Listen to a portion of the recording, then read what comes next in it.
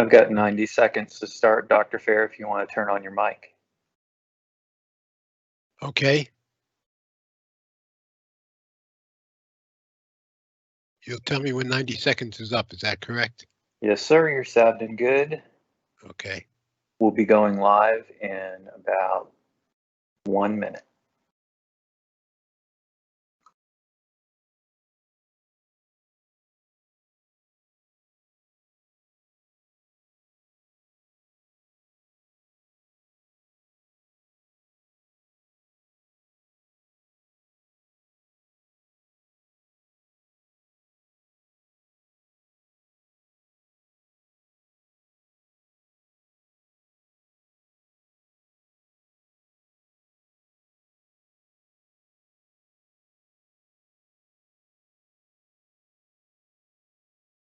Thirty seconds to live.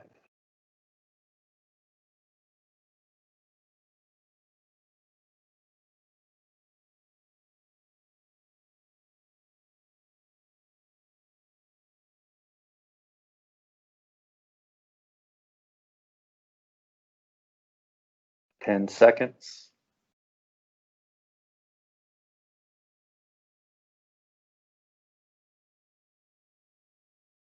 Going live now.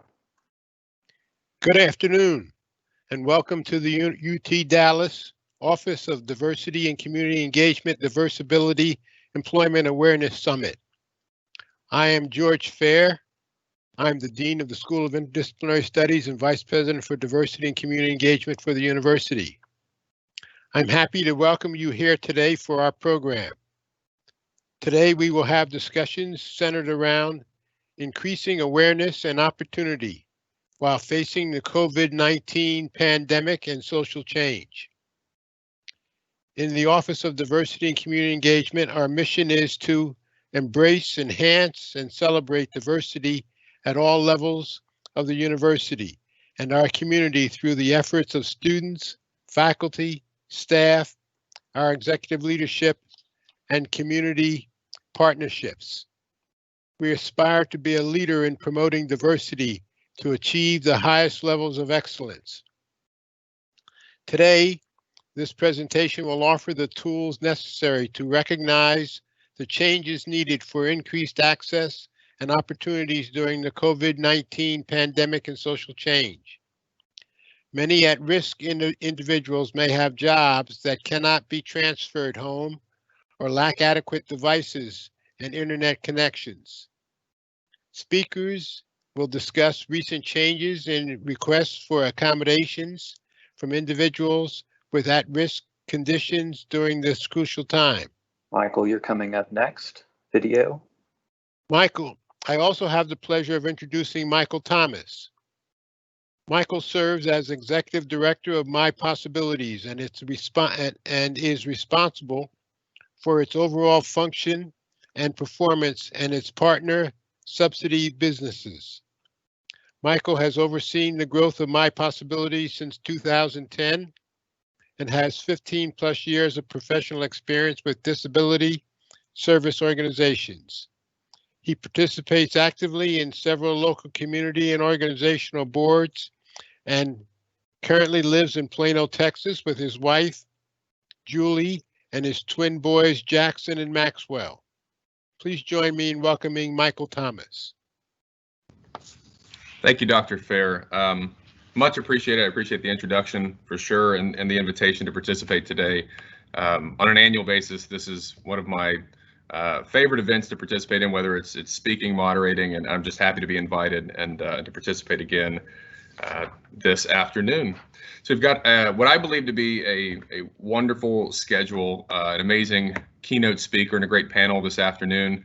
To start out, one of the things I'd like to do is just very briefly, which is hard for me to do anytime I'm given an opportunity to talk about the disabilities world, but briefly tell you a little bit about what we've seen in the disability space since COVID-19, and which is really for our world in North Texas here, effectively March the 16th thereabouts in the middle of the month. And from there, we'll move into introducing our keynote speaker.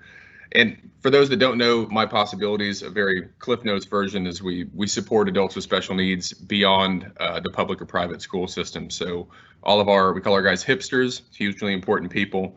Our hipsters are 18 and older and have a wide variety of diagnosis, anywhere from autism, Down syndrome, traumatic brain injury, cerebral palsy, kind of the gamut.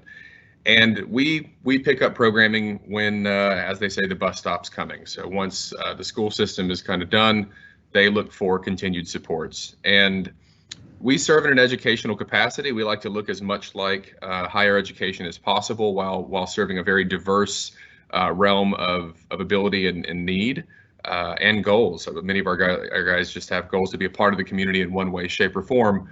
One of which is employment, one of the most important ways to prove the value of inclusivity. And when March happened, as you can imagine, the whole world, there's nobody on this call that hasn't been affected in some way, shape, or form by the coronavirus. And in March, one of the things, openly and admittedly, we were not prepared for moving to completely virtual services. And I think that's going to be, you're going to hear that reiterated today in our conversation. What we were not ready for was the complete lack of connectivity available to the disability space. And that's something that we've seen that has demonstrated itself both in the adult world for the families that we engage with specifically, but also in public school system and in higher educational systems where individuals with disabilities who traditionally would have received support in the community are now have been almost holistically served at home, either by a family member or a caretaker, or in a group home, which would be overseen by service providers. And here's what's different about that. For most of us on this call, and most people across the country, if you're looking to connect, you pick up the phone, you can call, you can jump on Facebook, you can chat, you can now FaceTime and Teams and Zoom meeting, and there's a million different ways that we can stay connected. And I would imagine, at least for me, that connectivity has been essential over the course of the last definitely for the first 3 to 4 months of the COVID shutdown, as we were all living and working from home almost exclusively. For somebody with an intellectual or developmental disability, it's not quite that simple.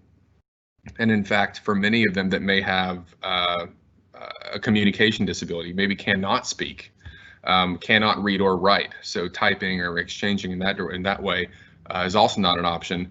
Many of the adults that we serve have had their complete connectivity uprooted and disconnected, and it's disproportionately affecting on a national level people with disabilities versus neurotypical Americans. And by that I mean, we not only is it communication, but the increased level of anxiety is worse. The lack of connectivity can lead to increased behaviors, whether it's with their family members or staff. And one that's not fun to talk about, but it's where we need to acknowledge it, is regression of skills happens in all of us. I don't remember anything from my undergraduate degree that they've lost all of that knowledge. We all regress in certain types of skills.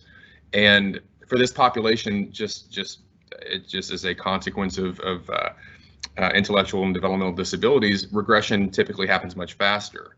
And when that support system of education and learning and community is gone, you very quickly see, we're starting over where we may have been 6 months ago, 12 months ago for a lot of our guys. And that's the reality of it. I think moving forward, what we've acknowledged is the need to serve virtually is clear. And I think every company, every educational umbrella would say we have to have a virtual component forever. That's for sure. But I would say I don't think we've exactly figured out the best way to do that yet. And this is something, it's a positive consequence of coronavirus, is that we've acknowledged the developmental disability world once again is sort of the last group to get looked at. And now it's something that we acknowledge needs to be solved. I choose to look at the silver lining here. We're going to be better. We as an organization will be better for this. I believe most organizations are going to say, yeah, we're going to be better for this. We can still work with people in person. We're going to be able to serve them digitally, virtually, and think about where you can cast your net now. It's not just a geographic location. You can now support people virtually anywhere. The prospects of that are fascinating, but there's a lot of work to be done, and conversations like the one we're having today, and advocates that are saying things like this on a local, regional, state, and national level are going to be needed over the course of the next year to make sure that every time something is coming out in education, that we're not doing it without discussing students and people with disabilities. They need to be in that conversation. So with that, I really want to keep going, but I'm going to spare everybody. But actually, it's going to get better because I have the great pleasure of introducing our keynote speaker and a colleague and a friend of mine, Robert Millard, who's the director of the Dallas-Fort Worth Bridges from School to Work program. Robert has specialized in school-to-work transition services for students with disabilities for 25 years. And he joined the San Francisco office of Bridges from School to Work in 1995. And after 10 successful years of connecting San Francisco youth to jobs, Rob moved out here to Dallas, Texas to launch the Bridges program. I'm happy that I'm going to use the word poach on purpose, Robert. I'm happy that we poached you from California. The Dallas-Fort Worth Bridges program now serves 140 young adults with disabilities each year. And during his tenure with the Bridges program, Rob's forged successful partnerships with numerous employers. He's assisted hundreds of young adults with disabilities with obtaining and maintaining competitive employment. And he serves as one of 2 national trainers who delivers 3-day training intensive classrooms for hands-on instruction to new Bridges hires across the country. He currently serves as the vice chair of the Dallas Mayor's Committee for the Employment of People with Disabilities. And he's also a member of the DART Paratransit and Accessibility Advisory Group. Holds a degree from Lewis and Clark College in Portland, Oregon. And Robert, that was the abridged Cliff's Notes version of your bio. I know doesn't do justice to the work that you've done over the course of the last 25 years. But one thing I wanted to say before handing it over to you is sort of a comment on something that the world gets wrong when talking about philanthropy, and that specifically is that a philanthropist is somebody who writes a check to charity. That is how we recognize a philanthropist. And at the core of that word, philanthropy, which means love, philo, and people, anthropology, right? Philanthropy. So a true philanthropist is somebody that is committed to the love of people. And in my opinion, I believe that means the support of others, the service of others. And to that end, 25 years of supporting the disabilities community, people with disabilities across the country now, California and Texas, there have been hundreds and thousands of individuals that have been supported and have benefited from your work. So while I know you definitely contribute to charity, I consider you a philanthropist in the highest regard, friend, and I am excited to hand this over to you and hear from you today. Sounds great, Michael. Well, thank you very much for that introduction. It's always a little bit weird to hear yourself and all the things that you've done, but I appreciate those kind words, and I also pass on the love to you. So thank you for all that, Michael. I also just wanted to welcome everybody here today, and again, a happy October, which is National Disability Employment Awareness Month. Appreciate you all joining. Also want to thank UTD for putting on this wonderful program today. So I just want to tell you a little bit about myself and what the program is about and go from there. So next slide, please. So Bridges from School to Work is where I work. I've obviously, what Michael said, I've been doing this for 25 years. It's been a great 25 years. I've learned and grown quite a bit over the years, and as Michael stated, helped quite a few young adults over the years. Those are just a few of some of the young adults that Bridges has assisted in our 30 years of existence. Next slide, please. Again, that's me. I'll hold that there for a second, and then I'll get into telling you a little bit more about the Bridges program. That's my contact information. You know, my email address is there, as well as the Bridges website. So if you'd like to learn more about Bridges or would like to ask me a question or comment after this is all done, please feel free to contact me. Would love it.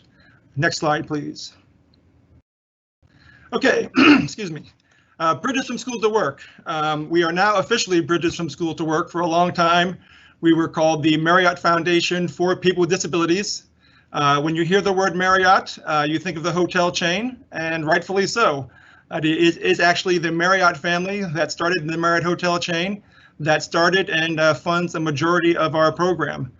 So the Marriott Foundation Bridges program was started back in '89, so we just celebrated 30 years of doing this great work. Our key mission really is to, foster employment of young adults with disabilities, and young adults being those that are transitioning out of high school. So those young adults that are in special education, they are high school seniors or recent graduates, so anywhere from the age range of 17 to about 23, 24. Really what the Marriott family and foundation discovered 30 years ago is that, people with disabilities have, a lot to offer employers. And so one of the things they wanted to do is just show employers how this population could be a great employee. So really the emphasis of the Bridges program is getting these young adults into competitive jobs, competitive employment, making, a good, honest wage. We are a nonprofit, and like I said, after the 30 years, we are now the signature program of the foundation, and we are Bridges from School to Work, but most people just know us as Bridges. Next slide, please. So 30 years ago, when the Marriott family started this endeavor, it was quite a thought to think of, this thing called employer-driven. Fast forward 30 years, that's a given in most models of agencies that work with, adults or young adults with disabilities into employment. But we really wanted to look at this and say, how is this going to benefit our young adults, but also how is it going to benefit employers? And so, again, running a Fortune 100 company, they wanted to come at it at an angle of, how do we help employers tap into this great resource and underutilized pool of employees? The other thing, again, that was quite forward thinking 30 years ago was look at people's, abilities instead of their disabilities. So our program, from the get-go was focusing on what our young adults can do, not what they can't do. So helping them find jobs or positions that they can utilize their skills and abilities and, have a great opportunity to work. And I think one of the key to our programs, as well as many other programs around the country that do this kind of work, is the appropriate job match. We call it, a great job match. If you have a good job match, the employer is going to be happy, but also that young adult or adult will be happy in their job, and they're going to stay there for a long time, and it's going to be a win-win situation. And then providing that long-term support. I would say we have found over the years, with young adults with disabilities, but also, even young adults without disabilities, this is their first or second job in life. So having that long-term support, following up with them, making sure that the job is going well, everything is going well, is really key to their long-term success and their long-term employment. So here at the Bridges program, we do weekly check-ins for the first 6 months. So we check in with the employers, we check in with the young adults, we make sure everything's going well. There are many times when I talk to the young adults and they say, oh yeah, Mr. Rob, the job's going great, everything is fine, I'm doing a perfect job, things that teenagers say. But then when I talk to the employer, you get a very different story. No, Johnny or Janie has been late, or they're not doing this, they're not doing that. So, one of the reasons, how I sell our program to the employers is I tell them it's a great way to think of us as there's another layer of management. We're going to talk to you and the young adults and make sure that everything, is on par and moving forward. And it's also getting that feedback from the employers.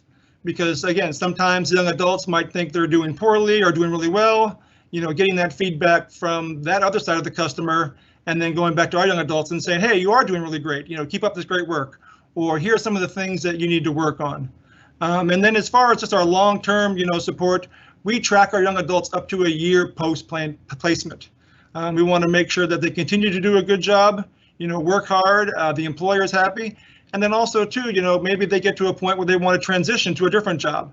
They've learned a lot of skills, they've learned some new things, and they say, hey, I'm tired of working at XYZ job, and I'm ready to, dip my toes into a bigger pond. And so maybe we can help them transition. We call it advancements here at Bridges to a bigger and better position. Next slide, please. So some of the benefits to our employers is obviously, we pre-screen young adults. Again, that job match, we make sure that they're going to have the skills and abilities and availability, transportation, many different things to make sure, they're going to be that good job match. We also provide job readiness training. And what that means to us is we teach them a whole bunch of different soft skills around employment. Again, because they're high school seniors or recent graduates, this might be their first or second job. So we want to make sure they have those skills to not only find a job, but also maintain a job. We do not teach them hard skills. For instance, if they're, going to become a cashier at Walmart, something like that, we don't teach them actually how to run the cash register. We make sure that their skills and abilities would fit that job, and then have them apply for that and go for it, and then make sure, again, that's a good job match. Again, as I said earlier, this just to support of Bridges staff to the young adults, as well as the employers, is really a key to our program. We're kind of that middle person. We've gotten to know these young adults. We've become a mentor, so they really trust us. And if they're having issues, either, at the job or even at home or at school, we can help them, bridge those things and take care of anything like that. And then also just make sure the young adults are motivated. I think that's a key to especially any teenager, disability or not. Are you motivated to work? I get a lot of parents that call me and say, hey, can you get Johnny or Janie into a job? And I'm asking them, do Johnny and Janie really want to work? And they're like, no, but we want them to work. Well, that's not going to be very successful sometimes if the young adult isn't ready to have a job as well. So really making sure that they're jumping through all the hoops, they're ready to be employed, and go from there. Next slide, please. This is just a list of some of the job readiness and job coaching things we do with our young adults. Everything from goal setting, self-advocacy, managing conflict, within the employment world, personal finance. Once they start making a paycheck, what do you do with that money? How do you read your paycheck? Again, things that you might not know if this is your first job in life. Workplace behaviors. It happens all the time. How they behave in school is not how they can behave, at work. Appearance and grooming. Again, making sure that they're looking, the part to not only land a job, but then they're dressing appropriately, while they're in the world of work. Career exploration. This is really key. I mean, the more things that we can expose our young adults to is one of my missions at Bridges. A lot of our young adults do come from underserved communities in, not only Dallas-Fort Worth, but all across the country and the communities that we're in. So making sure they know what kind of jobs are out there. I get a lot of young adults. I say, hey, do you want to work at a hotel? And they're like, well, no, I don't want to clean a room. And I'm trying to explain to them, hey, there's way more things at a hotel you can do besides just clean rooms. So again, career exploration is a key to our program and making sure they become well-rounded young adults. Employer expectations is huge. Making sure, again, they're doing the things they need to do to meet what the employer needs. Resume writing. Most of our young adults do not have a resume or references. So we teach them, how to write a resume, make sure they know how to present it. They have references that are professional, all that kind of good stuff. A lot of this stuff, again, you and I might take for granted, but for the population that we work with, this is all new ideas to them. Completing applications. I don't know how many of you have done an online application these days, but they can be quite difficult, quite lengthy. So just teaching them, how to fill an application, where to fill things in, making sure their spelling is correct.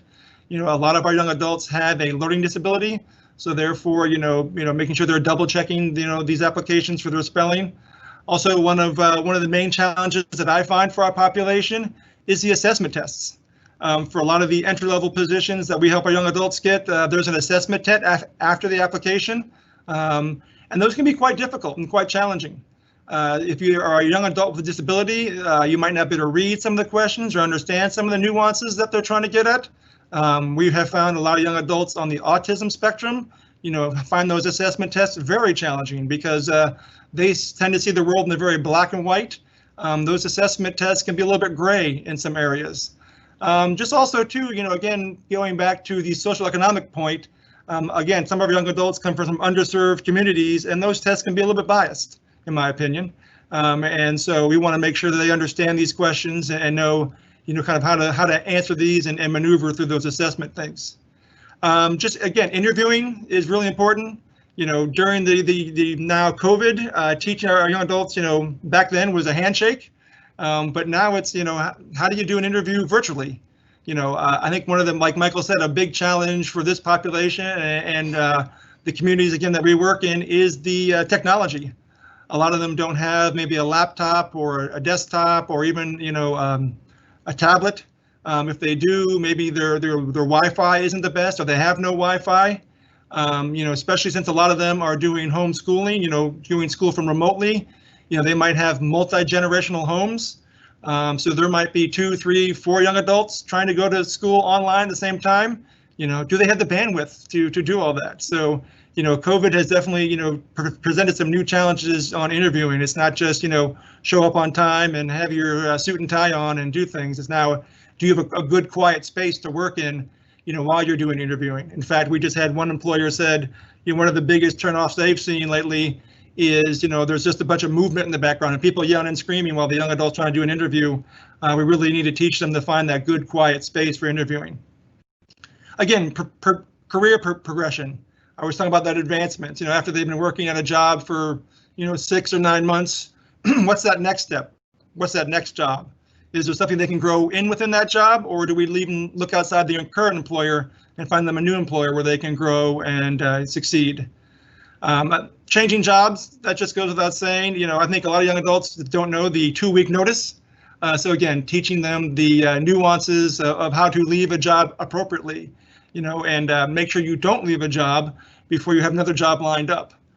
Because as we all know, especially in this day and age, in the past 7 months, it gets a lot harder to find a job these days than it was just 9 months ago.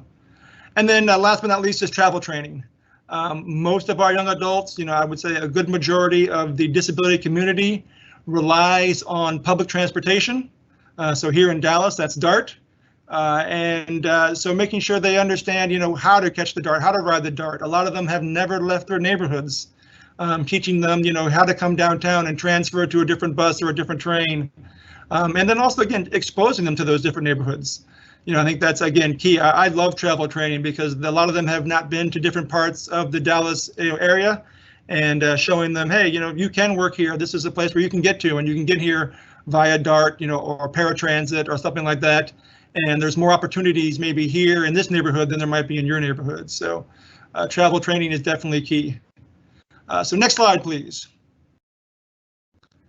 Just some typical Bridges jobs that we help our young adults get, warehouse workers, cart attendants, courtesy clerks at the grocery stores, Target, Walmart, Kroger's, Tom Thumb, stockers, cashiers, security guards, office assistants. Have a great relationship with Bank of America, and if you haven't seen their wonderful department, career services over there, I encourage you to reach out to them and talk to them and get a tour of that. That's a wonderful place. Stewarding, which is just a fancy word for dishwashing, laundry service, environmental services, so janitorial stuff, and then food prep and things like that. A lot of our young adults, because they are, high school seniors or recent graduates, they're getting the jobs that most high school kids get, with or without disabilities. And so, we look at this list of employers and job opportunities and say, hey, where do you want to work? Again, getting to know their abilities and their skills, what they want to do, what they can do, and then finding those jobs. During the age of COVID, a lot of these jobs have either gone away or have been deemed essential, right? We've got a lot of young adults working in the grocery stores and big box stores like Walmart and Target and things like that. Those jobs have been secure over the past 7 months. For a lot of our young adults that are working in the hospitality industry, the hotels and restaurants and things like that, a lot of them have been laid off. And so that's presented some different challenges. So I think one of the things that we learned, and as Michael said earlier, we've learned a lot over these past couple of months, is we've learned how to sign up our young adults to unemployment benefits. It's not something that we wanted to do or ever really learn, but we've had to make that change and make that switch. And for those young adults that were getting laid off and furloughed, how do you sign up for this system? Hopefully, we've been able to replace them or get them off of that. But it's still a struggle because obviously the employment market isn't what it was, just 9 months ago. So I think that's been one of our biggest challenges is during COVID is finding out who's hiring, then going back to our pool of young adults and then finding those job matches that are good for that. and then teaching them all those skills about how to do all this remotely.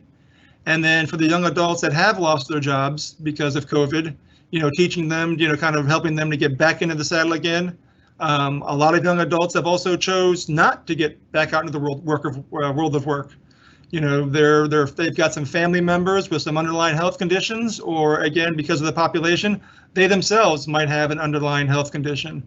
And so they've chosen not to go back to work, or they've, quit their job because they've had some challenges with their health and don't want to be exposed to, COVID. Along these lines too, I think another big challenge we had is really teaching our young adults that were on these frontline jobs, that were in these essential jobs, how to do it safely.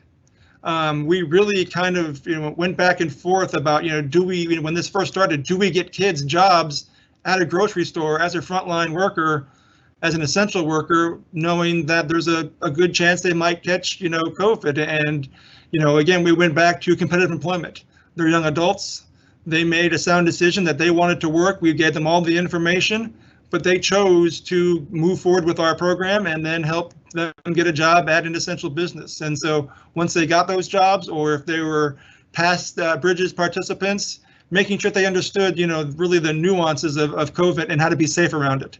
Again, in some of the neighborhoods that we work in, there was a lot of misinformation going around about who could catch it, how you catch it, things like that. So really, giving them the information they needed to make a conscious and individual decision on what they wanted to do.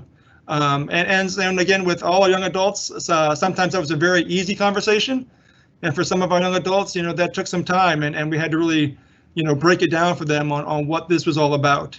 And so I think that's been a very challenging point, is making sure that our young adults, are aware of the danger of this COVID-19, pandemic, and then what they can do to be safe around it. So that was definitely an interesting one. Next slide, please. Just some quick numbers around Bridges. Again, it is National Disability Employment Awareness Month. We've been around for 30 years. We do have 12 sites around the country, Bridges sites. And during those 30 years, we've served more than 24,000 young adults with disabilities and have placed more than 18,000 into competitive integrated jobs. I think those are great numbers that we can hang our hat on. The other great number I like to see there is the next one is over 5,000 employers have hired a Bridges young adult. And that 5,000 doesn't count Target, 17 or even 100 different times. Target's counted once.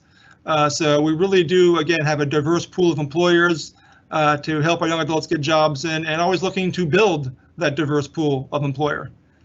Again, this data is a little bit old, outdated, but just, some of the things that we've done as far as, showing the value of programs like Bridges in our community and putting folks with disabilities into work. If you look at, those numbers, 790 kids placed in jobs in 2018, 634 achieved 90 days on the job, 516 achieved at least 180 days on the job or longer. And the reason we like to quote those numbers is if you take those numbers at the 180 mark and you have an average wage of 9, 10, and about 24 hours per week, that puts about $3 million back into the economy. So when people say, oh, these social programs don't work, why do we want to put, young adults with disabilities into employment? Well, those are some hard numbers to look at and say, well, if we're putting $3 million back into the community, that's great. It not only helps those families, but that's now, tax revenue that they're spending their money and, payroll taxes, SSI, all the things that comes with. So, programs like Bridges that are helping people get into the employment world are very, not only necessary for them as an individual, but I think it's great for our economy and it's great for our society. Next slide. Just real quick, these are our 12 cities. I'll read them off real quick, go east to west. We got Boston, New York, Philly, Baltimore, Washington, D.C., Atlanta, Chicago, obviously Dallas here, Fort Worth, Los Angeles, and San Francisco, Oakland. And just like any nonprofit, we are always looking to expand, but it all depends on the almighty dollar, right? Where can we get the funding to take our nonprofit into the next big city and do this great work? Next slide, please. just a mission statement. This is our mission. Transform the lives of young adults with disabilities through the power of a job. And I really do like this mission statement. At first I wasn't, really fond of it, but it's grown on me for sure. But I've also seen it really in work, and I think that's what the true definition is. I think, I've seen young adults that had very little self-confidence. They couldn't make eye contact. They just had so many things, negative things they thought about themselves. And then they got a job and they were productive on that job and they saw they could do a good job and they were getting praise from their employers. And they were making a paycheck, right? And that paycheck has a lot of power. And, I give you an example. One young lady I knew, she told me, she knew everyone in high school by their shoes. And I had to pause for that for a second and think, what does she mean by that? And as I continued to talk to her, she never made eye contact. And this happened all through high school. She never made eye contact. Her self-esteem was so low. Got her a great job. Fast forward 3 years later, she's still working at that great job. This young lady is very gregarious, making eye contact with everybody. She even found a boyfriend and got married. So went from never making eye contact at all to always making eye contact. So really transforming the lives of young adults with the power of a job. Another great thing that I challenge you all to think about is when you're in a new social environment or you're at a party, and usually one of the first questions we always ask somebody is, what do you do? What's your job? For a large segment of our population, they don't have that answer. And so programs like Bridges, putting people with disabilities into employment is so important. It gives them a lot of sense of self-worth. They're making their own money. They're being independent. And you just can't say enough about that. So, with this population, the power of a job is extremely transformative. Next slide, please. So just some real quick things, just want to talk about real quick. If you look at some of the data as far as disability and employment, it's quite outstanding. I think for us, it's about 3 times more that our young adults are to be unemployed than those that don't have disability. So, this is definitely a glaring problem in our communities, and it's something that we definitely need to address. And Bridges is just one of many programs that's addressing that. And just, again, COVID has thrown us, a curveball. Social injustice has always been there. We've been teaching our young adults, more about it. But, these 2 things have definitely caused a lot of challenges in our program, in our schools, and, in the world of employment. So with that, I will open it up to some questions. And if not, I can definitely talk some more. Or Michael, you want to jump in here too? I've got some questions, Robert. I think in advance of a few coming through in chat, I jotted a few down as you were talking because I think there's some. I know you've got these extra nuggets of wisdom in here too. So off script, I'm curious. What is it right now? It's September, it's October. We're kind of coming out of COVID. We're not quite done yet, but what is it right now that just absolutely excites you about disability employment? What is the next big thing, or what are you seeing that's happening that wasn't even on the table? I heard you mention we learned how to get our guys signed up for unemployment. I think that's what an amazing school or skill set to have, right, in the employment world. But right now, what is the thing that you're kind of jazzed up about? I think the thing that I'm jazzed up about mostly is, just the use of technology. Again, as you and I both know, that this population, lags behind a lot of things, and sometimes it's also the use of technology. And so, like everyone else, they've been forced to use it. And I think it's great for them because, there are now things that they can do, with, again, Zoom and Teams and that alike, that they can go out there and get jobs where they, maybe they had a struggle of leaving their home because of either physical or, mental, things that they don't have to leave their home. They can do those interviews from inside their comfort of their house. Or, we've also seen young adults, that weren't very talkative in person, but when you do a video chat with them, again, there's that sense of safety or something. I'm not quite sure what it is, but all of a sudden I can't get them to stop talking. And so I think those are the things that I again, like you said, this technology, this working remotely is not going away. And I think, we will go back to some in-person things, but I think, if one of our young adults didn't feel comfortable with, an in-person interview and the employer was open to thinking outside the box, we could do, a video chat interview, and, they might be more likely to get that job than they would be if they did it in person. And so I think that's one of the things that I'm really excited about. And, again, I think, with everything like, social injustice and COVID-19, I think when you come out of the backside, as you said, there's going to be some silver linings. There's going to be some opportunities that weren't there before. And, myself and agencies like ours and yours have to be ready to, jump on those opportunities. I think one of the things that we've seen just from an employment standpoint is places like Amazon, FedEx, and UPS are hiring like crazy. Where other companies were losing jobs and furloughing and laying off people. I think, FedEx had a goal of hiring 30,000 people in the month of December or something like that. So how do we make that switch? How do we get our young adults to get those jobs and then look at those positions? Definitely. And Rob, I don't know if you can see the Q&A, but there's a few questions that have popped up over there. The first one, does your organization assist, quote, higher functioning people with disabilities? So for Bridges, what we do is we work with any young adult that was in special education or 504 in high school. So we've got a good mixture of young adults, some with some, I would say minor disabilities, right? If there is such a thing, to those young adults that might have a more moderate or challenging disability and everything in between. So we work, what we don't work well with is really what we would call the severe and profound disability community, because we are in, competitive integrated employment. And again, not that they can't do it, but that might be more of a process than we are equipped to handle. There might be a better agency out there to do that, like My Possibilities or Chief or something like that. But we do work with a diverse range of disabilities, and the scale of disabilities is definitely diverse as well. And next question says, what kind of wages are your clients earning? So it's everything from, the minimum wage at $7.25. Believe it or not, there are still a few employers out there that pay $7.25.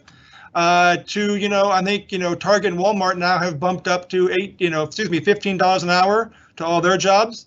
The young adults that are working at some of the Amazons and FedExes and UPSs, they're making about $18 an hour. So everything in between, I would say on average, it's probably here in Texas, I would say about $8.50 to $9 an hour right now. This next question might be hard to hit the nail on the head, because I was trying to think how I would answer it, but it's a valuable distinction. It says, what is the ratio of learning disabilities versus physical disabilities? And if learning is a big part of that, what does it say about our schools? That second part being a pretty that's definitely that may be right, the Michael? next seminar. Exactly. So for again, I can just speak for the Bridges program. A majority of our young adults, have a learning disability or learning challenge. Of that, it's a wide umbrella. Dyslexia, dysgraphia. There's a whole bunch of different things in there. That they could possibly have. A lot of the, we're seeing a lot more on the autism spectrum lately over the past, 10 years. Obviously, that population, just like in society, has grown into the schools and has grown into our program. So quite a few more young adults. I would say, again, the cognitive disabilities and cognitive issues, what we see some of, that wouldn't be a whole lot. And then some of the physical disabilities, wheelchair, they might have cerebral palsy, things like that. So again, a wide variety of different challenges. The whole school thing, you can, again, like Michael, hours about school and special education and how that goes. But I would say, one of the things that we do well is we partner with here in Dallas DISD and in Fort Worth ISD. We've got strong relationships with those two ISDs. And, they know kind of the young adults that we're looking for. They, send them to our program. We take it from there. But, again, a lot of these young adults that we work with are not going on to, higher education. Most of them are looking for employment. They might be going on to community college, and they'll be doing that as well as getting a job, because, again, for the socioeconomic backgrounds they're coming from, they need to get a job. Yeah. They're helping not only themselves, but they're helping their families too with some of the bills and budgets and things like that. Well, that's a good segue to the next question here. This is, what do you do to prepare these young adults for long-term careers and not just jobs? To what you just said, for many of them, they are contributing to their families. They're in places where, from a socioeconomic standpoint, they have to be a part of that family income. So what are you guys doing to help prepare them for what becomes a career beyond a job? That's a great question, Michael. And I think it's like any high school teenager kid, right? They're getting their feet wet in the world of work. My biggest thing is I want to teach them the skills they need to get a job and keep a job. And then we start talking about careers. Think about when you were in high school, what job did you want to do at first? And did you like that first job? Or was that like, oh my God, this job is nothing what I thought it was going to be, and let me change my ideas, or let me look at something different. So I think that's how we're looking them at careers is we talk to them as a young adult, see what they're interested in, help them, get that job, hopefully, have that experience, realize that they love this job. Hey, I love customer service, or I love cashier, or I love cleaning. How do they, then move up within that, company, or move up within that career, or they get that job and realize this really isn't what I thought it was going to be. Let's, go back to the drawing board and wipe it clean and see what else is out there. What else other skills do I have, and things I like to do that might translate into a job and then might translate into a career. But as you said, Michael, again, these are just their first jobs. It's putting some money in their pocket. It's giving them confidence. They're helping out their families. But hopefully this work experience, this life skill, this job experience, this learning, this work ethic is leading those next steps to a career. And then last but not least, encouraging them to continue their education. Saying, okay, hey, you've worked for a year or two now. Let's talk about going back to community college. Let's talk. We just had a young man over in Fort Worth. He's going to become a welder. So he took an apprenticeship on being welding. He had no idea he wanted to do that when he first came to us, but he worked his job. I guess he was talking to friends, talking to people, and found an interest in welding. Now, I would say that's not every of our young adults. Some of our young adults get into their jobs, they love their job. And I've got, again, because I've been around so long, I've got young adults that have been working for the same company now for, 20 years. And that is their career. I've got a young lady in San Francisco. She's been working at the San Francisco Zoo for 21 years. I wouldn't leave that role either. I think the other thing people have to realize is, again, because of the nature of how wide the disability world actually is, there are people that depend on Medicaid support for their health, for the long-term supports, and employment actually can begin complicating that world. And so there are some people that deliberately go out, want to find meaningful work, but want to keep that at the 20 to 25 hour part-time realm, which we would call a job, but for them it is a career, and that is something that they're proud of to that effect. Absolutely. One more question, and I think we'll be right up against time, and it's one that I'd love to answer as well, because I think we'll have different perspective on it. It says, do you have a count of any of your constituents that have been laid off due to COVID, and is there a plan to help them find work elsewhere? And that was one of those things that I would have said to the question, like, what have you learned how to do? We've been doing a lot of that. We had about 80 people who were employed in the community that we were still contracted to kind of support them, whether it was once a week or once a month or just once a year. And within the first month of the COVID shutdown, 66 of those individuals had lost their jobs. Wow. And that's a disproportionate rate. We do know that the unemployment rate spiked over a 2 to 3 month period, but I think, this is not new information to us. When any company is experiencing a downturn or have to do some cutbacks, typically our guys are the first ones to go. And so anyway, I'm curious to hear what your numbers are. Yeah, and I would agree with you totally, Michael. There's a saying, and you know it too well, in the disability community, employment-wise, first in, first out. It sounds very harsh and negative, but unfortunately, it really is true. Yeah. I don't have an actual percentage of our young adults that lost their jobs, but I would say it's probably close to 30%, were furloughed or laid off. Again, because we had a good number of young adults, especially in the hospitality and restaurant industry, Yeah. So those have all shut down or slowed down to an extent. A lot of the companies did their best to keep all their employees on, not only the British students, but all their employees. But just recently, a lot of the hotels had those folks that were being furloughed have been let go. But also, too, again, going back to that, we have a large pool of employers, so we did have quite a few kids, young adults, working at essentially employers, right? The Krogers, the Walmarts, the Targets. Also, Lowe's and Home Depot are big employers of ours. And those again, when this first started, were going gangbusters and actually hiring some of our young adults that did get furloughed or let go from some of the hotels. We were taking them over to the Lowe's and the Home Depots and the Tom Thumbs to get jobs. So, I think it was a good percentage. I don't know all the numbers yet because I also don't know how many made that choice personally. There was a good contingency that said, I don't feel safe going out into the world. So they didn't actually get fired or furloughed. They just decided not to continue work. And so I don't know if they'll be welcomed back once this is over or if too much time has lapsed. So there's still some things to figure out as we go through this. Definitely. Well, Robert, the last, it's not a question, it's a comment, but I think it wraps it up nicely. Just plainly says, thank you for what you're doing. I would echo that comment. I appreciate the work that you do, not just in the DFW area, but your commitment on a national scale. I don't think you're going to hear a round of applause by way of virtual meeting, but Robert, I know that everybody right now would join me in doing that and saying thank you very much for everything. We appreciate your time today and the work that you're doing. I believe at this time we're going to hand over the screen to a prize drawing that we're going to do just before a quick break. Is that right? Handing over to the magical moderators. Thank you, everybody, for your time. I appreciate it.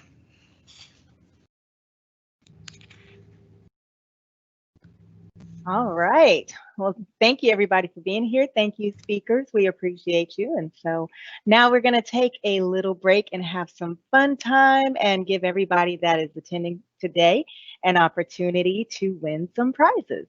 So before I begin, I just want to take a moment to thank our generous donors.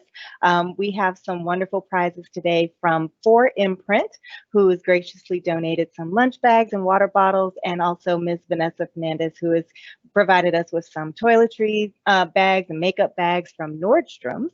So we're really excited about that. Thank you guys for your generosity, and we wouldn't be able to do this without you. So now on to spinning our, what I like to call, Wheel of UTD Fortune. So if we can get the wheel up on the screen, let's see if we can get some prizes out to our attendees today. Oh, are we gonna, okay, there we go. Are we getting it up? Yes, 1 second. Okay. I guess I could sing the do-do-do. You all don't want me to sing, it's okay. But we'll get it there in just a second.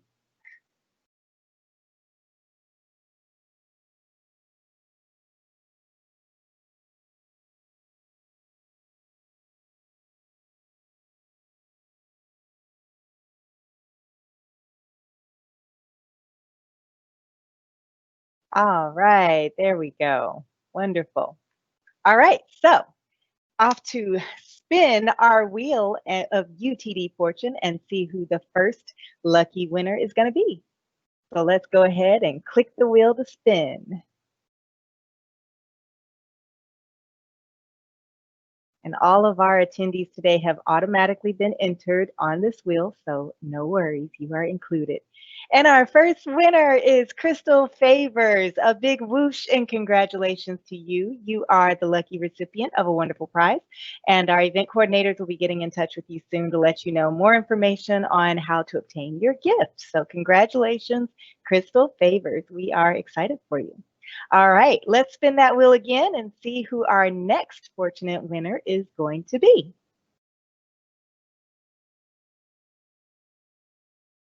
Spinning, spinning, spinning. Let's go. All right, our second winner today is Oh, Miss Jennifer Hudson. Okay, can you sing, Jennifer Hudson? I'd love to hear it if you could. But a big green and orange yippee and congratulations for you. You are our next winner. And like I said, our event coordinators are going to be getting in touch with you soon for your prize distribution. Let's do this one more time. See if we can get one more lucky winner a prize. Let's spin that wheel. And the winner is going to be... Congratulations, Arturo Silva. A big soaring comet, congrats. We are happy for you and hope that you and Jennifer and our first winner also enjoy our the prizes that you'll get. So like I said, our coordinators will be in touch with you soon to discuss your details. And if you didn't get a prize this go round, no worries. Just stick around. We're going to be back at the end of the event today to spread the love and give some more prizes. So stick around, don't leave, and you might just have your chance to win. So thank you everybody again for tuning in and being here today for the DiversAbility Employment Awareness Summit. And now I'll turn it back over to our moderator and they'll get started after a short break. Thanks, guys. Wonderful. Yeah, congrats. I'm going to just tell everybody that Jennifer Hudson was on the meeting today. I'm pretty excited about that. And yes, would welcome some singing. That could make for an awesome second half. So we got 5 minutes until we're going to kick back off to our panel. So I would suggest we will start promptly at 1 o'clock. So you got about a little over 5 minutes. We will see you guys here shortly.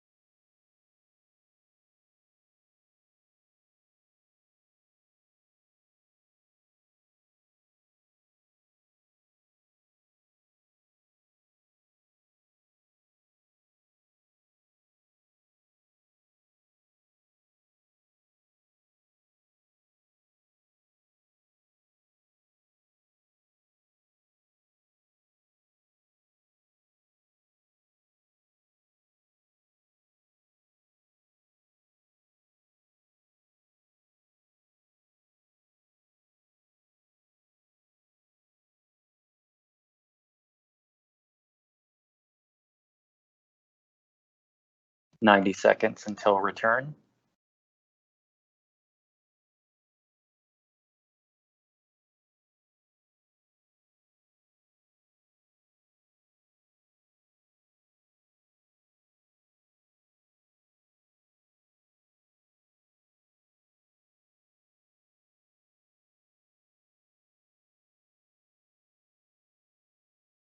I need Michael back. I'm here. Pull up video, Michael. There we go.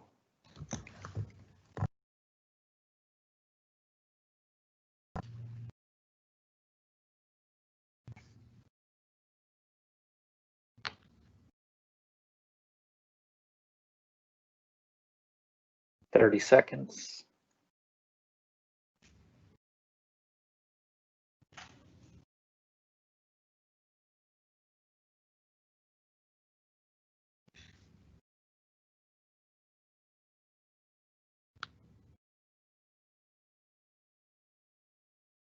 Ten.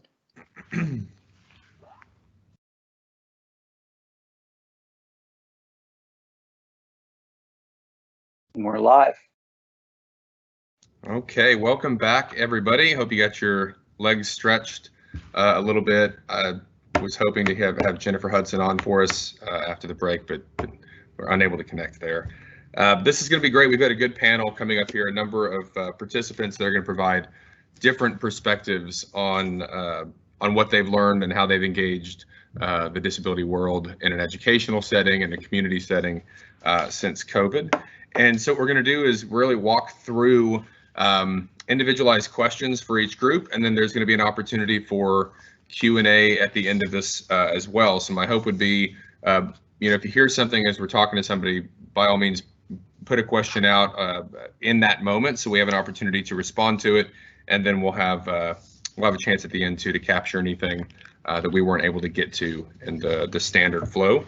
So the first panelist that I'd like to bring to video is Sonia Quirino Canales from HEB. She is the Diversity and Inclusion Manager, and HEB has been recognized at a state level for its efforts to recruit and support employees with disabilities, and we're recently honored with the Lex Frieden Employment Award from the Governor's Committee on People with Disabilities, which is ultimately the group acknowledging great work in the disability space on a state level. So I hope everybody will join me in welcoming Sonia to the panel. Hello, good afternoon, everybody. How's everyone doing? I hope everyone's doing well. I'm doing excellent. I'm still ready for Hudson, but other than that, everything is great. And the first question that I know everybody on this panel in Dallas-Fort Worth wants to know: when, Sonia, when is HEB going to be up here? I'm just so ready.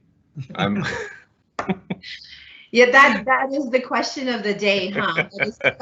No, I know better, and I just thought it'd be fun to put that out there. You don't have to answer that, but seriously, do it as fast as possible. That would be great. Well, we appreciate that. We love Texas, and hopefully one day soon. Well, I think to go back to the comment about HEB being recognized at a state level for what it does in the disability space, HEB in general, just as a company, recognized on a national level for culture and the way that the company is run and what it gives back to the community. And so I still think it's just a testament to the company that you guys stay involved and you understand it's not just about selling products out of a store. It is also it's about helping others. So I'm going to hand it over to you, Sonia. I think you've got a couple of slides there to walk through, and then I got a question for you after that. Okay, great. Thank you so much. I really appreciate that. And I want to thank UT Dallas for having me joining on this very important conversation. As was mentioned, my name is Sonia Quirino Canales, and I'm the Diversity and Inclusion Manager at HEB. I've been with the company for about 8 years, and it really did fly by. And I'm currently serving on the UT Dallas Diversity Advisory Board, so I'm really happy to contribute in this space. So I have, one slide, and I have one slide because I really feel like it says it all. as the slide says, we're in the people business, but we just happen to sell groceries. And that we truly and firmly believe that. We talk about that a lot at HEB, is that we are in the people business, but we just happen to sell groceries. For those of you who are not as familiar with HEB, we are 120,000 partners strong. We call our employees partners, and there's 120,000 of us across the state. We also have about 413 grocery stores across Texas and Mexico. So that's 413 opportunities to interact with a very diverse group of people year round. So yes, we are in the people business, and we need to understand that we are in the people business to be successful. That what has made HEB such a success. And I will say this, as one of the largest employers in Texas, over the years, HEB has partnered with nonprofit organizations and agencies to provide employment opportunities for people with disabilities. You know, I mentioned that I've been here at HEB for 8 years, and I will say that in that amount of time, we have learned a whole lot about what our responsibility is in providing employment opportunities for people with disabilities is, but also we've learned a lot about just what that means and how to do it, and we're still learning. So in the early days, we had stores working with small nonprofit organizations or school districts to give shadowing opportunities for people with disabilities, but it was specific to a certain store. So it wasn't really focused, and it just happened really organically. There was no centralized system, so to speak. And we were doing okay there. We were providing opportunities and things but of that nature and an experience, but it really wasn't anything that we can kind of, it wasn't robust, it wasn't centralized, there was no kind of focus on it. But over time, we learned and we partnered with the Texas Workforce Commission and really started stepping up and educating hiring managers and leaders about the value of employing people with disabilities. We started learning about separating the myths from the facts, and we learned that 1 in 4 adults in the U.S. have a disability. And what does that mean? What's the impact of that? We learned that the unemployment rate for people with disabilities is sorely high, and that you know, what can we do as an employer in the state of Texas to help support that?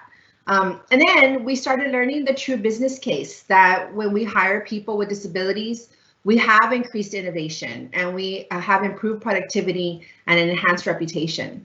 So all of these learnings helped us to really understand the value in having this very talented pool of people as partners of HEB. These learnings led us focus on our partnership with the Texas Workforce Commission. So we started a pipeline of talent. The program we set up with them worked really, really well. We grew our hiring, but we knew that in order to truly harness the untapped talent pool, we needed to step up and really support this community in a big way. So I know we heard earlier from the speaker this morning a whole lot about Bridges. Well, HEB also has a program called Bridges. In 2017, we created the HEB Disability Bridges. And again, everything was very organic pre-Bridges. Everything was just not really focused, and we started learning, and then we started partnership with Texas Workforce Commission. But in 2017, when we created HEB Disability Bridges in-house at HEB, it really helped us to propel to the next level. And the Bridges program is about proactively and intentionally recruiting and retaining employees with disabilities. So our mission is to make the lives of Texans with disabilities better by providing opportunities, removing barriers for partners with disabilities, and optimize their ability to contribute to HEB's success. So from a recruiting front, we learned how we can improve upon diverse recruiting practices like providing special accommodations. We approach the interview and application process with accessibility in mind. And now that we've kind of gotten all those systems in place, we're focusing on retention, because at HEB, there is a tremendous opportunity for all partners for career growth for everyone. You will find folks at HEB that have been working there for 25, 30 years.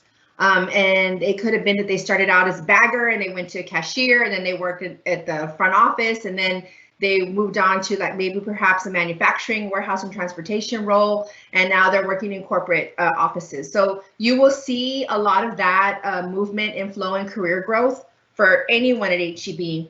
And so we want to make sure that we're also focusing that retention and development on people with disabilities because they're part of the HEB family as well. As I mentioned previously, we have more than 400 stores in the state. So this is where the majority of our partner population work, and this is where we've seen the greatest success in disability inclusion. We still partner with community and government agencies, but there is an increased focus in how and why we do those things. So for us, these relationships have been really critical for a few reasons. First, by continuing these partnerships, we're creating success that HEB is a disability-friendly employer. Yes, come shop with us, come buy your milk and your eggs and your bread, but also we're hiring. We're always hiring. We are a huge organization and there are many job opportunities at HEB. So we're open to accommodations, and they also bring us their talent pipeline through referrals and participating in job fairs and events. We also get the opportunity to educate job coaches and counselors and other disability advocates on the variety of career profiles at HEB and the specific skills required for many of these positions. So I know folks think, okay, HEB has a lot of jobs, but what does that really mean? And for a lot of customers, you see just folks at the stores, but there's a whole back end to all of that, right? And we want to be able to educate those disability advocates in the community what career profiles are at HEB and what kinds of jobs are there. But not more importantly, also is what kind of skill set is needed. The other thing is we've also implemented a specific referral process for the disability bridges. So if there's folks out there who have a disability and are wanting to have an opportunity with HEB, we've created that referral process for you. So we can best navigate the candidate through the application, interviewing, and onboarding process. You can go through HEB bridges for that on that end as well. You know, we also support the community with internal advocacy by speaking to the hiring managers about the disclosure at the candidate's request. If they would like us to help disclose their disability, we're happy to make that transition and provide that support. We provide hiring managers tips for accommodations or ideas during the interview. We might tell them, you know, this candidate may not look you in the eye during the interview. Don't be alarmed or hold it against them. That's just the way they work. They're different that way. We're all of us are different. While we've made great strides on the storefront, we also understand there are many opportunities from corporate offices perspective. A few years ago, we shifted our focus to autism in the technology space.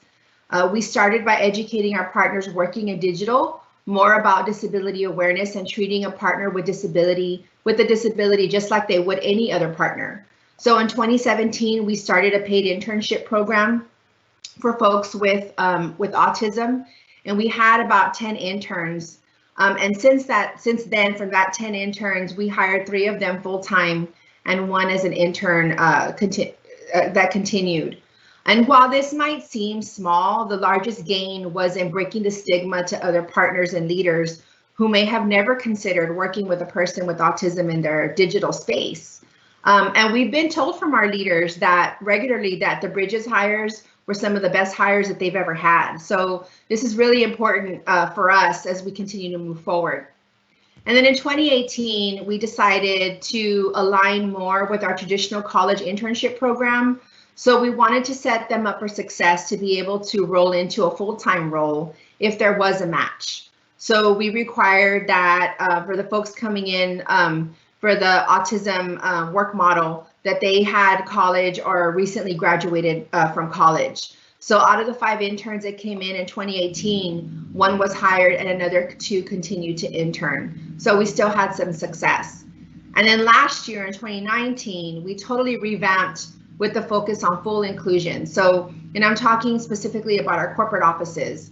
All areas of our corporate, all disabilities, we know we made strides with autism and technology, but we also understood that we wanted to broaden our scope to other departments and of course other disabilities. So now the model, we have a store model, we have a corporate office model, we have an autism digital model, and we have a model that we can expand and broaden to all departments at HEB, as well as include all disabilities that we might encounter, for sure. Sonia, I got to tell you, you hit on a few things, and I love the way you acknowledged that, yes, there's a technology program, and it doesn't seem like that big of a deal, but what it did was it broke down a barrier internally, and it demonstrated that there were skill sets that were there, that were available, that were kind of untapped.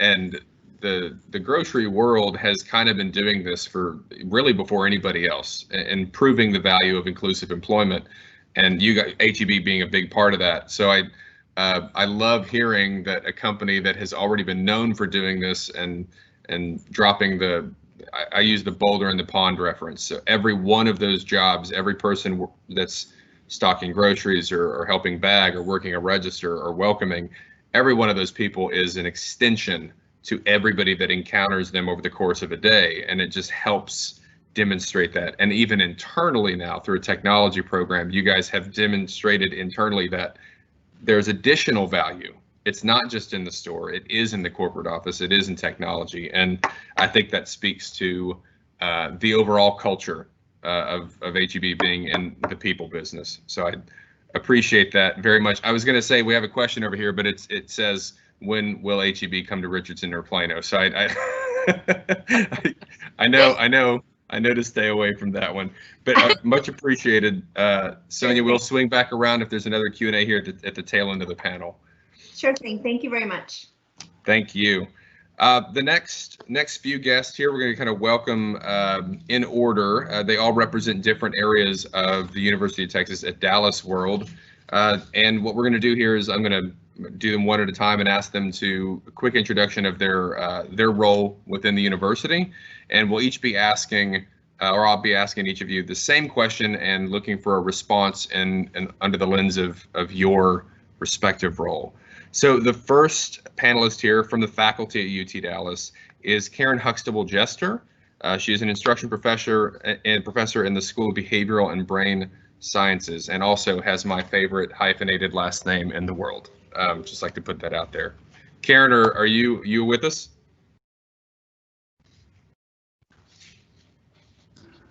I am here. Yes, thank you. Glad to be here.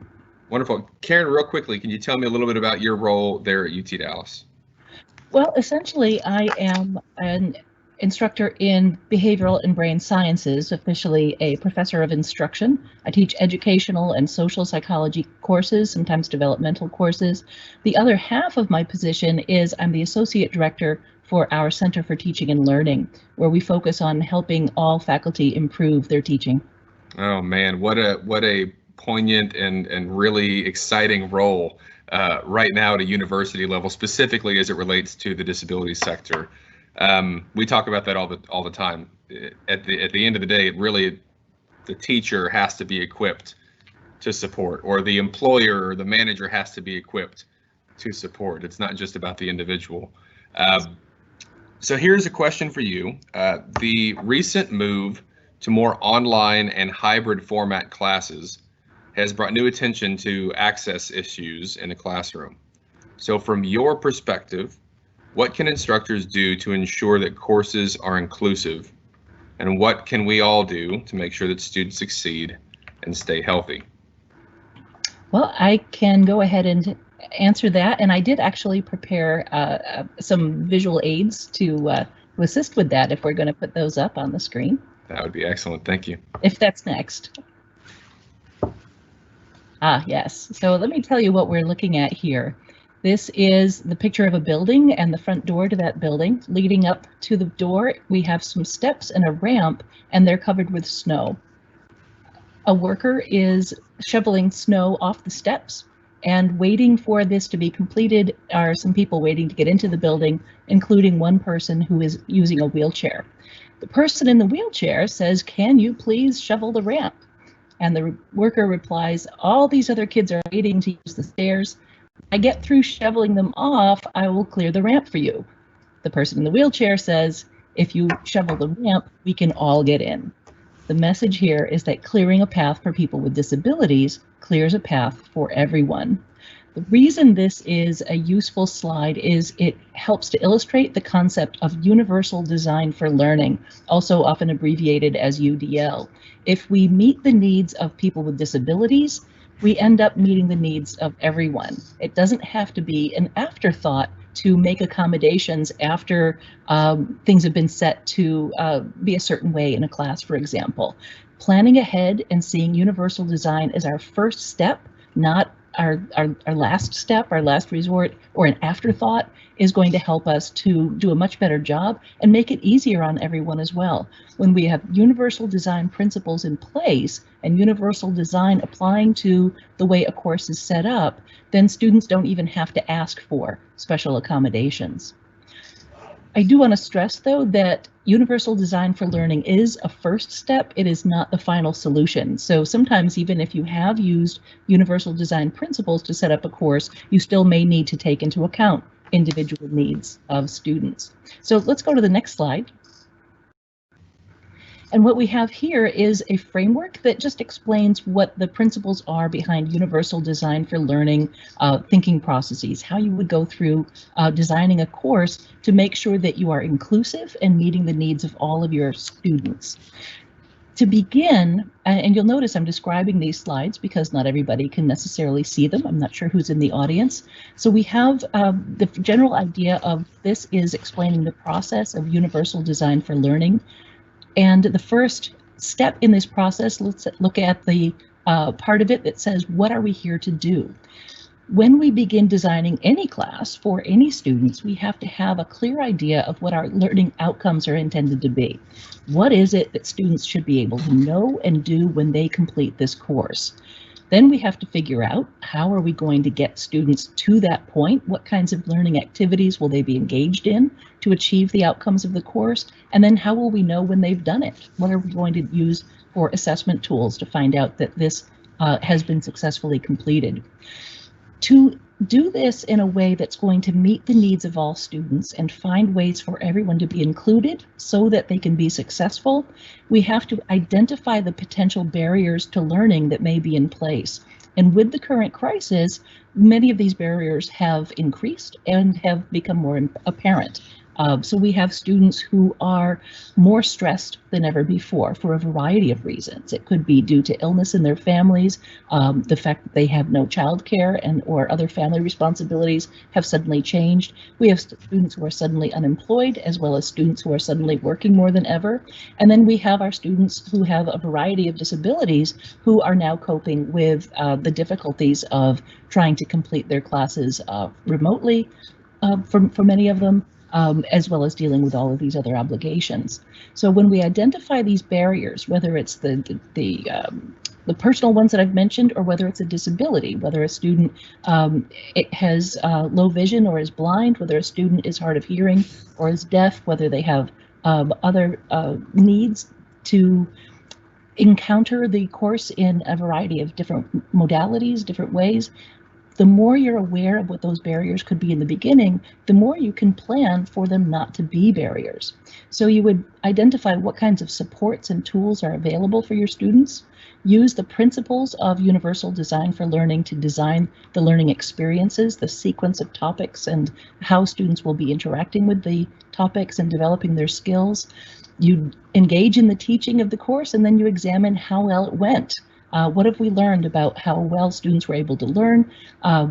What was necessary to accommodate the needs of all students, and then continue revising your practices as you move on. Ultimately, we examine what do we now know about our learners and the context in which they're learning so that we can revise our practices for the future, and again ask, what are we here to do? So if we go to the next slide, we'll see a way of understanding some of these main ideas. So let's look at the beginning of this table first. We can begin with the why part, which is the first part, but I want to begin with the center, where we're indicating that with universal design practices, we want to remember that students are going to need multiple ways of taking in the information that we're providing. We often think of a college classes involving lecture, but not every student is going to be able to access lecture, and it's not going to be what we're used to when we're all dealing from virtual and remote learning, maybe asynchronous learning. So representation is going to have to be done in a variety of ways. Just for example, like both showing a cartoon and explaining the content of that cartoon. So we would have ways to customize how students receive information, whether they receive it visually, auditorially, or whatever. Give them multiple ways to choose what is going to be most effective. Things as seemingly trivial as providing captions for videos.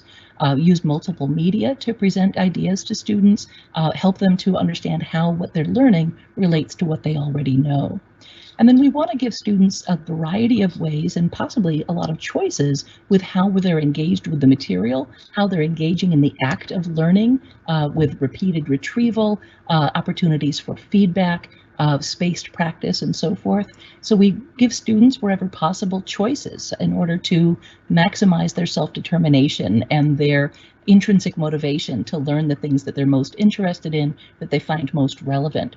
Sometimes students might actually be taking a course that they think is not relevant at all, and we can explain to them how it is, because they don't always realize when they don't know about a topic yet how relevant it is and how it will be meaningful for their personal goals. So drawing those connections explicitly can help to promote more of a sense of being motivated to be part of the course and more of a sense of self-regulation and development of the skills of self-regulation. We can do things like use flexible deadlines or deadlines with first and second chances in order to accommodate the fact that students might not always have a schedule that matches the course schedule.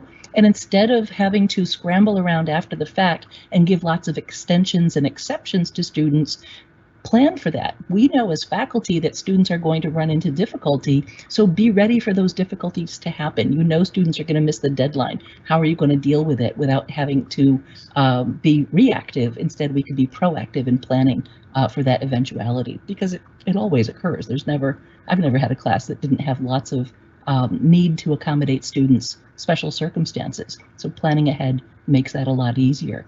We also can give students ways to have a sense of belonging in the class, to collaborate and develop a sense of community of learners in the class, and help them to develop the self-regulation and coping skills that's going to help them to be successful. In order to find out that they have actually done the learning and they're engaged in the learning, we want to make sure they have tools that they need, such as the technology that will help them with screen readers or other ways that they're going to be able to complete the work of the course, give them the variety of tools that they need, give them ways to set goals and make sure that they're getting the feedback they need to learn. It's as essential as just finding ways to have everyone have the opportunity to be successful, because our goal is success for every student. We're not trying to weed students out. We're not trying to just give them obstacles to overcome. We want to remove obstacles so that we can support learning. Notice that there's never anything that we're doing that involves lowering our standards or making it possible for students to learn or accomplish less. We're just making their learning and their accomplishments possible. Yeah, well, and I have to, it's wonderful. I have to tell you, and admittedly, for somebody who talks about universal design as often as I am, I've never seen that cartoon. And I'm most definitely going to add that to my arsenal. So I appreciate the information you presented to the group today. I want to adjust over and ask the same question now to the two others on our panel. The first being the director in the Office of Student Accessibility, Carrie Tate, and Danny Dunn, who's an advocacy worker for student empowerment, an undergraduate research assistant in the Development of Social Cognition Lab. So same question, Carrie and Danny. Recent move to online and hybrid format classes has brought new attention to access issues in the classroom. And from your perspectives, what can instructors do to ensure courses are inclusive, and what can we all do to make sure that students succeed and stay healthy. Thank you so much, Michael. As he said, I'm Carrie Tate from the Office of Student Accessibility, and we provide all the accommodations on campus for students. That also includes housing or any outside classroom accommodations that need to be made. We have about 1,200 students that we work with that have self-identified to our office. And so one of the biggest issues that we had this year was when nobody had an owner's manual when we had to go online.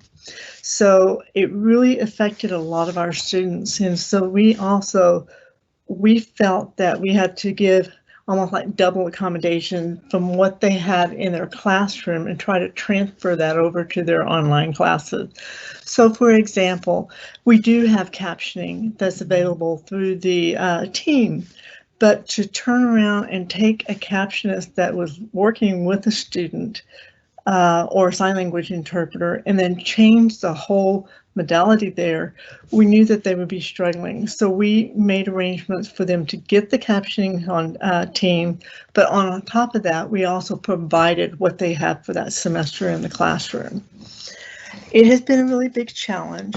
As Dr. Huxtable-Jester mentioned, is that we had to really think this through on what accommodations can be provided or what can the student tell us.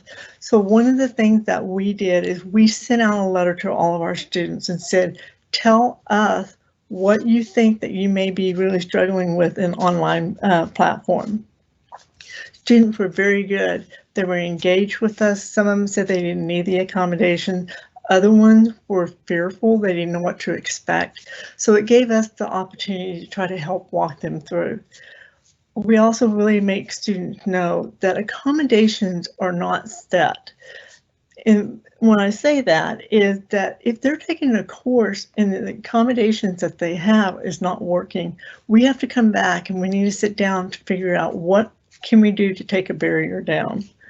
And so they can come in and interact with us at any time if we need to change an accommodation or not.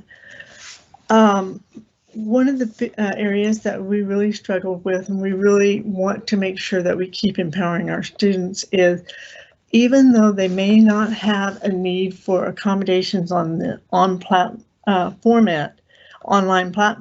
platform, we have a lot of students that couldn't even adjust to so many ways of learning. So one class had a different way of doing it on the platform. Another faculty member had a different way to do it. So we had students that were coming in saying, I can't keep up with that. So our office really took the time to really sit down and try to help walk through and help the student organize. Unfortunately, because of some of the students that are on the spectrum that we work with, some of them really struggled with the online platform. They just were never really even introduced to that before until now. So we had to work with them to maybe reduce their hours so that they could focus on several classes. And we've had students that have said, I need to sit out a semester, and we support that. But we try to keep them included. We try to also make sure that we meet their needs because their mental health is very important to us. Because some students with disabilities do not share other disabilities that they don't think that will be accommodated. So we really try to look at all students through the whole person. One other thing with our office is we've seen a high number of students that have multiple disabilities. And so it's been a challenge with us, but it's also been very good because we learn more about the student. We learn about their engagement on campus and their learning style. And so we've had to be really creative. And we have a lot of students that have really brought some things to us that we try to fix. Our office when we meet with a student, if there are some areas that they have some trouble in, or if there's some areas that they need assistance in, but maybe our office doesn't provide. One of the wonderful things about our office is we will help them get in touch to that department that they need to get the information, because we have found that we lose students on the way to wherever they're going to go or their destination. Also, we work really closely with the vocational rehabilitation services here in Texas. and try to help them be included in decisions. When freshmen are coming into our university, a lot of them have the most wonderful advocate, which is their parents. And because of FERPA, which is a family educational law, that it impacts what we can share. So a lot of times when students are coming into our office their freshman year, we will tell them they are welcome to bring their parents, but we just need to have permission for it. But they are in the driver's seat. They're the ones that are going to have to initiate it, because that is what the law provides, is they have to be in the interactive process of it. So we encourage students to bring their parents in the meeting at the time that we're doing a lot of the decisions of accommodation. Our goal is self-advocacy. So as we're introducing this, by the time they do graduate, they have skills to go and advocate for themselves. And mom and dad don't have to do that anymore, because you're not going to be able to have that in a job. And so we want students to learn what is their disability, what are your strengths, and what areas do you think that are maybe a concern? Because we really embellish on that. We want to make sure they get their strength. We encourage them to get involved on things on campus. We have a lot of students that have created their own organization for other students that maybe have similar disabilities. And our office will sponsor them to help them with that student organization. So our office has a hand into everybody on campus. We work with the parking and transportation, all the way to if someone needs to get accommodated, that's a guest, we send those on to another department. So we're kind of an office that people go to for information. Oh, Carrie, you just got muted, I believe, accidentally there.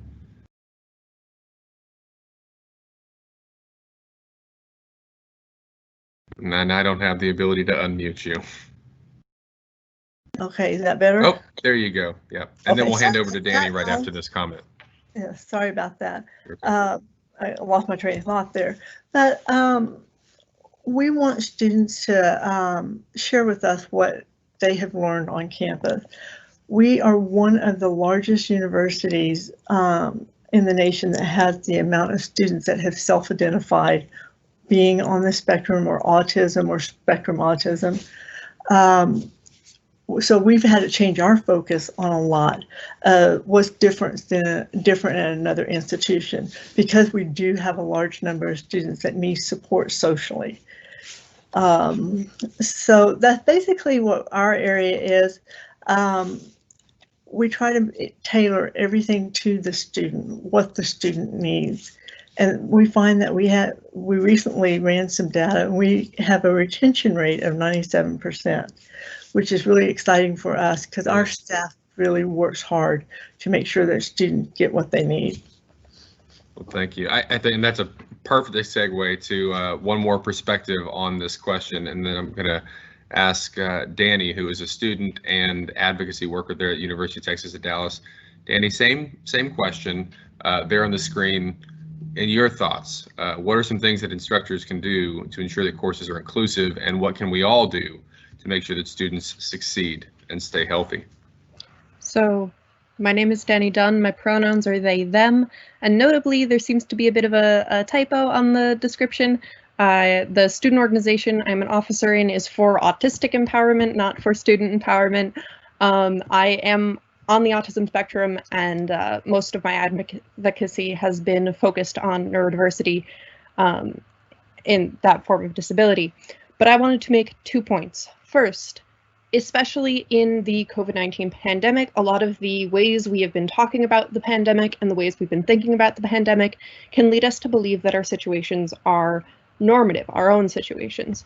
We're all in this together, we're in the same storm. Well, we are in the same storm, but we're not all in the same boat. Some of us are treading water, some of us have rafts, some of us has boats, some of us have yachts.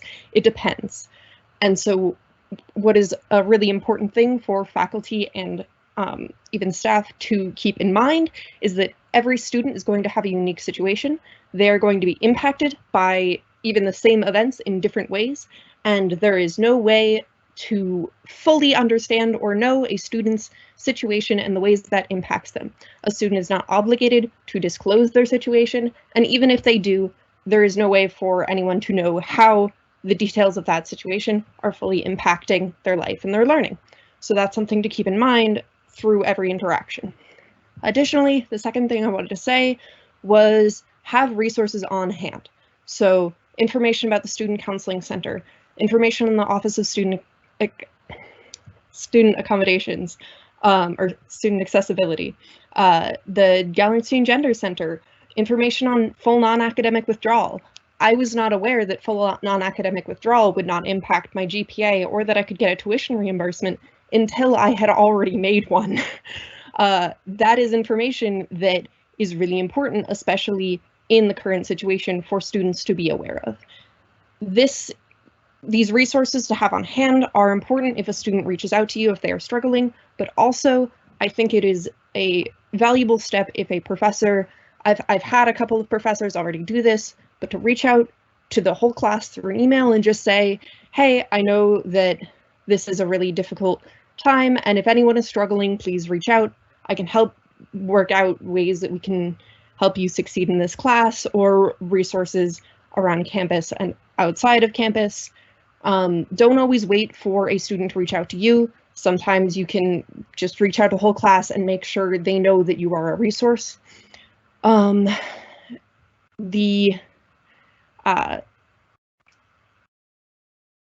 factors of disability tend to present themselves in two ways in this particular situation. One is that the change to digital learning can be definitely a struggle. I know, Carrie Tate, you spoke about this a bit with autistic students, and I know many of my friends in For Autistic Empowerment have really struggled through the transition to digital learning. So I think the other important factor to note is that in a global pandemic, a lot of individuals with disabilities are a vulnerable population. So they may be immunocompromised or have heart issues. I have multiple heart conditions, so every time that I go out in public, I feel like I'm risking my life because I kind of am. So that's an important thing to be aware of, that if your class is requiring you to be in a public area, one of my classes requires observations in a public space, and I am trying to find a way to accommodate my particular risks to the needs of that class. Additionally, things like not all students are on campus, so some individuals are stuck without transportation or a way to really access a public space. And that, sorry, I'm trying to talk fast. The stress that results in can make things as simple as just going to the grocery store a day-long event because it causes so much stress. So being aware that some people will be experiencing higher levels of distress is important. And things like group work, which are never student favorites in the first place, but during this time I've had 2 classes that have had mandatory group work. One of those classes has actually adjusted. They were flexible. They had a midterm evaluation where they asked students, hey, should we have this project? And students said, please no, because I know in my other class, the group work has been especially difficult. We are trying to schedule around our individual responsibilities, but we had a group member who couldn't make meetings because they kept having to visit someone who was in the hospital. So I feel like being aware of those factors and being ready to respond to those sorts of situations are some of the most important things that staff and faculty can do in this unique situation. Danny, I that perspective immensely, and I think it's kind of evident no talking head like myself or a professional in this space is ever going to make as much of an impact as somebody who can advocate for themselves and for others. And so I appreciate your words immensely. And I hope that all three of you, Professor Huxtable, Jester, Carrie, and Danny, will stick around in the event that there are questions here after our next panelist question. So the next two that I'd like to bring up here are Jeanette Bell, Human Resources at the University of Texas at Dallas, and Heather Dragoo, who is the Director of Institutional Equity and the EEO. So follow that, ladies. That's the nature of having great panels. The question for you is, students are not only the only ones impacted by the pandemic. Many staff members and faculty are also working in very different ways. So what resources are available to UTD employees that may be helpful during this time of unique work circumstances? And what are you guys doing as a school to ensure healthy work environments across the board? Okay, so sorry, just making sure I was unmuted. I tend to forget to do that sometimes. You're good. For our staff and faculty who do have a need for an accommodation, that interactive accommodation process that we've always had in place is still there. And they can certainly reach out to us to have that conversation. As Carrie mentioned in her conversation, sometimes needs change, right? And the accommodation may no longer be working. And in this environment that we're in right now, where we're working remotely, it's reasonable to expect that a faculty member or staff member's needs have changed. An accommodation that may be in place is no longer effective, or there's a new need for an accommodation. And the employee relations team is there to have those conversations and work with the employee and the department in this interactive process to figure out a reasonable accommodation to help them be effective in their work. In terms of other resources that are available to our staff and faculty in this unusual time that we're finding ourselves in, I want to begin by really kind of highlighting work from our talent development team, who, along with maintaining their usual course offerings remotely, have created trainings to help support employees with any challenges that they're facing right now as a result of COVID and remote work. One example is they've created training soon after this started in March, how to thrive while working from home. And then by demand from some of our staff and faculty, how to thrive while working remote with kids, for those of us who were juggling our jobs and having to tend to children and virtual learning for them in some cases. They also have course offerings focused on stress management. A new one that they developed recently is called Beat the Teague, and it offers some tricks and tips on how to fight mental and emotional fatigue that may come from working remotely, particularly when the remote work may extend for a longer period of time than anybody had previously anticipated. Another great resource for our faculty and staff is our employee assistance program with Dear Oaks. Through Dear Oaks, they have access to a number of trainings. And we have worked with them to schedule some live webinars. Recent sessions that we've had included coping with anxiety, how to manage uncertainty, how to prevent burnout. And we have some upcoming sessions scheduled on managing stress of change, how to develop resilience during uncertain times. And in addition to the live webinars, Dear Oaks also has on-demand webinars that our staff and faculty can log in and view at any time at their convenience. A few new topics that they have are self-care and remaining resilient, and one titled Mental Strength Workout that I imagine many of us would benefit from during this time. In addition to that, Dear Oaks has their counseling services that can help address or manage issues like stress, anxiety that may come at a time like this. And I always like to remind our employees that these services are not only accessible to them, but also to any dependents or household members that they feel could benefit from this. In addition to the counseling services and the training, there's also other work-life services that Dear Oaks provides and our staff and faculty have access to that may be particularly relevant at this time, including, financial counseling, assistance in finding appropriate child or elder care resources.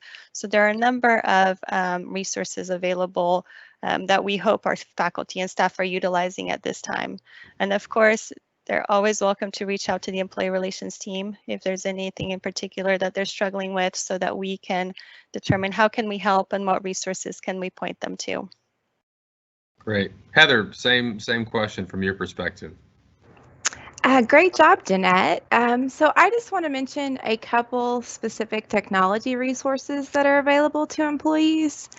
The first is UT Dallas has an accessibility webpage that is available from the quick links on the home screen. And that's kind of your one-stop for all departments and areas on campus that deal with accessibility related issues. It's a really good resource for you if you're not sure who to contact. You can likely find that information there as well. Related to specific technology programs, the Office of Informational Technology has a working remotely website, which has a variety of resources on all of our software, including specifically related to the accessibility functions of the Microsoft 365 Office suite. So that includes Teams and Outlook and the various other products that we use here on campus. We also have a new service that was part of a partnership with Student Affairs and others on campus for Fusion accessibility software.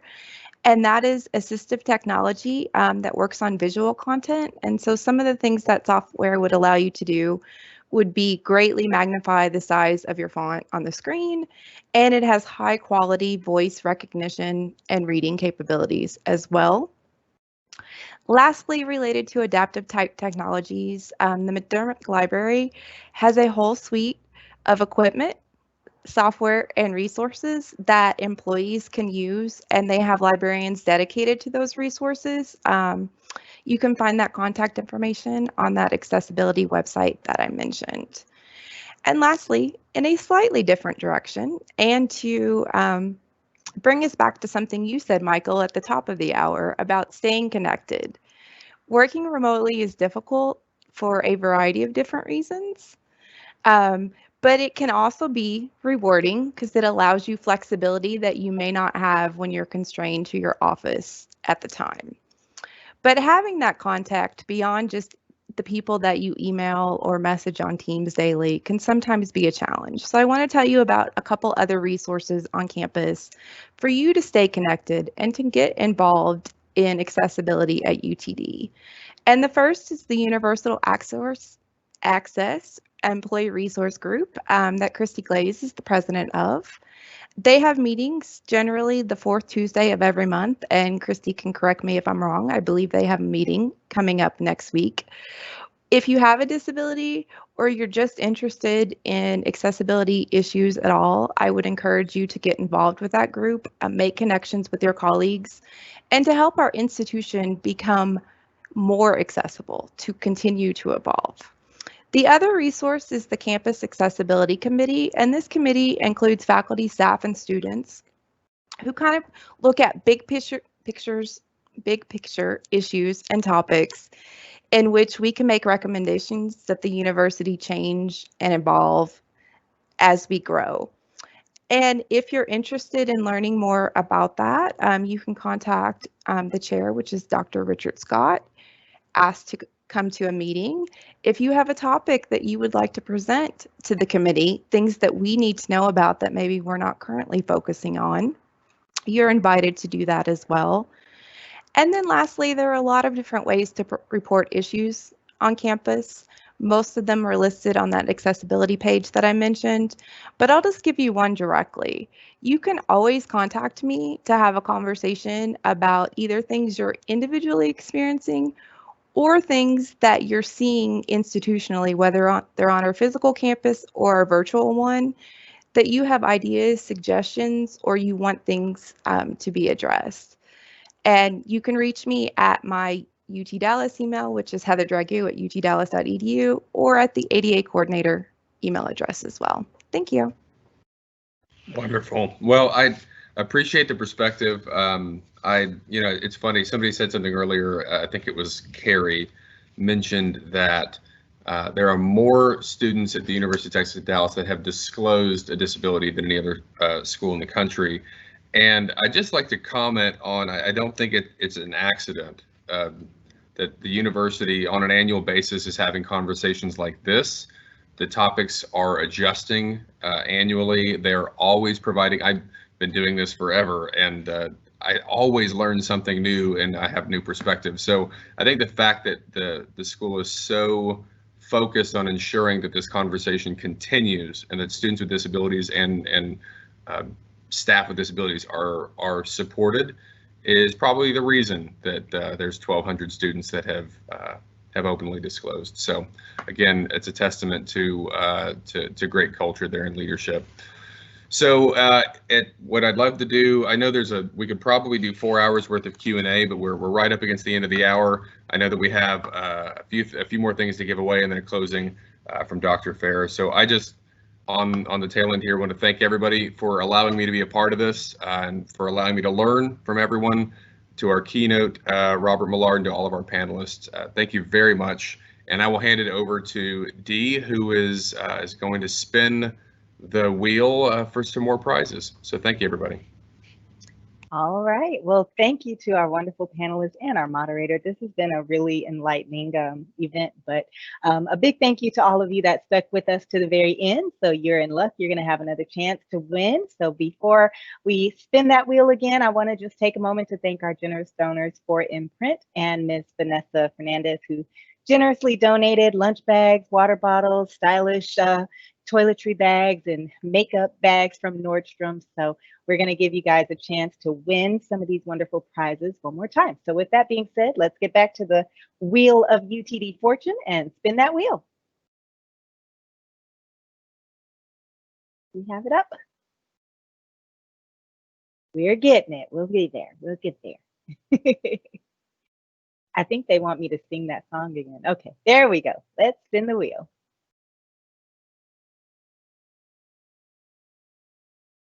And let's see who our first winner is going to be.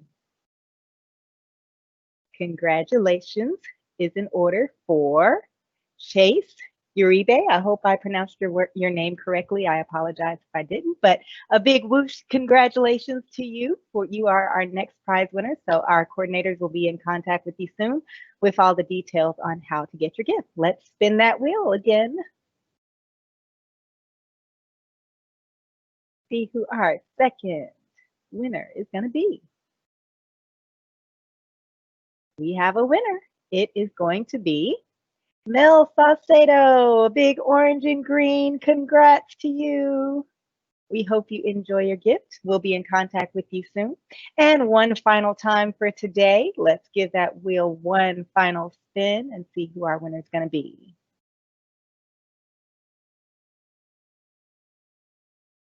It's done. We have a winner.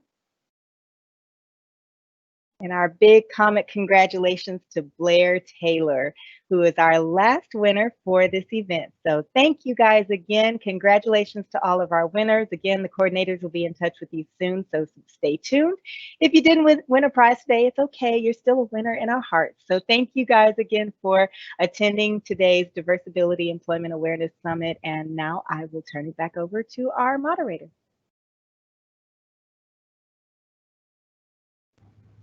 And I'm just going to immediately punt right to Dr. Fair.